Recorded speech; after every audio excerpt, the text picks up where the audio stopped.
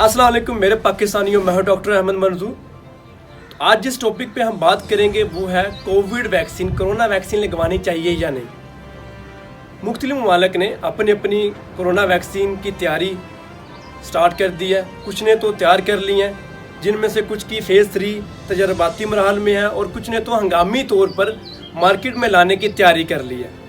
जैसे जैसे ये वैक्सीन लोग इसके बारे में सुनते जा रहे हैं तो इसके ख़िलाफ़ जो है वो क्या सराहें भी की जा रही हैं, जिनमें से कुछ लोग ये कहते हैं कि मे बी ये किसी बैरूनी मुल्क की, बैरूनी ताकत की ये साजिश हो सकती है जिससे हमारे DNA चेंज किए जा सकते हैं। कुछ तो ये सोच रहे हैं कि मे बी इनसे हमारी जो है जिनसी खसूसियात चेंज की जा सकती हैं, जैसे कि औरतों को मूंछ और दाढ़ी निकल सकती है। तो इसी बारे में आज आपको बताया जाएगा क्या हमें कोविड वैक्सीन जो है वो लगवानी चाहिए या नहीं।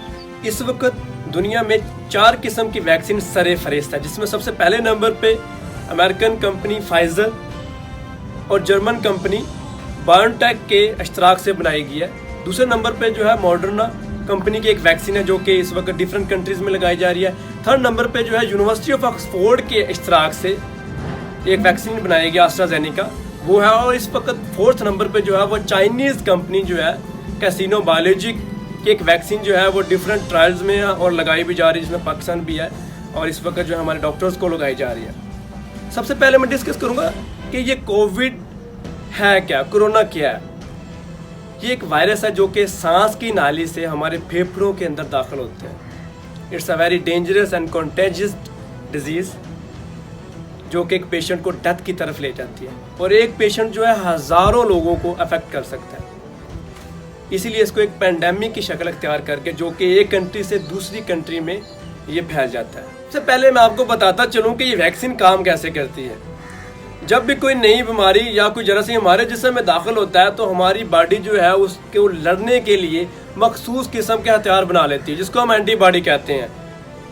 तो वैक्सीन जो है जरासीम जो कि मुर्दा या नहीं मुर्दा या जरासीम के एक हिस्से को हम अपने बॉडी में दाखिल करते हैं। हमारा जिस्म यही समझता कि ये कोई नई बीमारी आ गया, कोई नया जरासीम आ गया, तो वो इसके खिलाफ लड़ता है।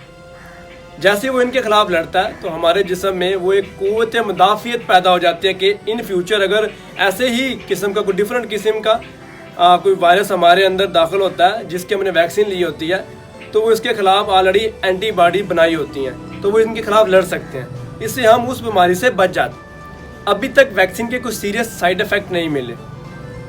जब भी कोई वैक्सीन बनाई जाती है तो उसको डिफरेंट स्टेजेस से गुजारा जाता है, डिफरेंट फेजेस से गुजारा जाता है। सबसे पहले इनको एनिमल्स पे ट्राई किया जाता है, देन इनको इंसानी तजर्बात पे लाया जाता है। और मोस्टली जो है वैक्सीन के जो इस वक्त सिम्टम्स नज़र आए हैं जो कि इतने सीरियस नहीं है, जैसा कि इंजेक्शन की जगह सोजिश, दर्द या जिस्म में थकावट, जो कि मामूली से कोई भी इंजेक्शन लगवाने से ये सिम्टम्स हो जाते हैं। तो इतने कुछ सीरियस साइड इफ़ेक्ट हमें नज़र नहीं आए। तो क्या कोविड वैक्सीन हमारा DNA चेंज कर देगी? बिल्कुल भी नहीं। सबसे पहले जो वैक्सीन होती है उसमें वायरस का एक हिस्सा शामिल किया जाता है जिसको हम मैसेंजर RNA कहते हैं, जो कि हमारी बॉडी में जाकर हमारे जिस्म को ये इन्फॉर्मेशन प्रोवाइड करता है कि इस किस्म की प्रोटीन बनाई जाए जो कि उस वायरस के जो ऊपर वाली सतह है उससे मिलती जुलती हो। जैसे ही हमारी बॉडी जो है इम्यून सिस्टम वो प्रोटीन बनाता है तो हमें वो उसको प्रोटीन को हम एंटीबॉडी कहते हैं। तो हमारे जिस्म में कोई ऐसे किसी किस्म के भी चांसेस नहीं होते कि ये वैक्सीन जो है वो हमारा DNA चेंज कर सके। तो कोरोना वायरस से बचने के सिर्फ 2 ही तरीके हैं। First one, mask. You have to prevent your respiratory tract, you have to prevent your lungs. फेफड़ों को अगर बचाना तो हमें मास्क के इस्तेमाल करने पड़ेंगे, क्योंकि ये वायरस जो है वो डायरेक्टली हमारे रेस्पिरेटरी ट्रैक को और स्पेशली लंग्स को अफेक्ट करता है, जो कि एक कोविड नमूनिया की शक्ल अख्तियार कर जाता है, जिससे हमें बहुत ज़्यादा नुकसान होता है, जो कि डेथ की तरफ चला जाता है पेशेंट। सेकंड जो तरीका है वो है वैक्सीन। वैक्सीन ही है जिससे हम एक पेशेंट को बचा सकते हैं। बचा ही नहीं सकते, बल्कि अगर किसी पेशेंट को कोविड हो भी गया है तो वो इतना शदीद नहीं होगा, वो नज़ला ज़ुकाम या बुखार की शक्ल इख्तियार करेगा और जल्द ही ठीक हो जाएगा। So we have to use this vaccine, otherwise बहुत ज़्यादा नुकसान होने वाला है। आप रोज़ाना देखते होंगे हज़ारों में केसेस आ रहे हैं और ये एक मजाक नहीं है, ये एक रियलिटी है। तो वैक्सीन लगवानी चाहिए कि नहीं, there is no debate on this question. Vaccine लगवाने के लिए होती है, because the prevention is important than cure.